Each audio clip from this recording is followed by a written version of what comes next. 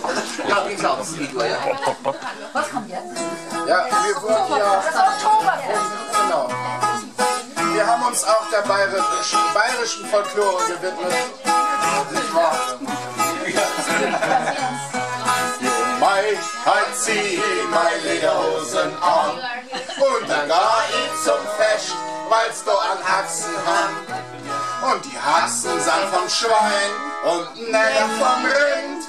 Die Rindsalzer nämlich und Schweinsachsen sind. Ja, ziemlich sagt, was sagt es meine Mama?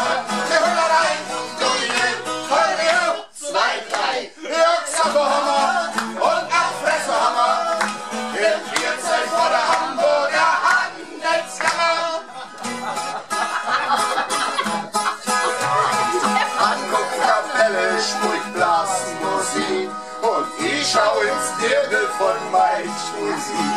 Denn zu sehr weiß ich am Asen die Kläre und gib mir am Maß so das Rohr in mein Schädel. Ja, sie sagt, das sagt es nicht nochmal.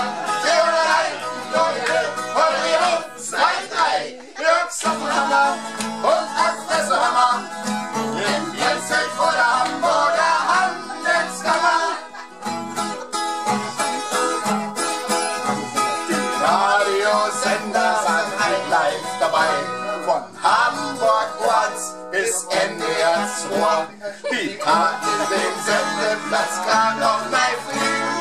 Zwischen Hafengeburtstag und Alstervergnügen. Wie sagt das? Sagt es nicht nochmal.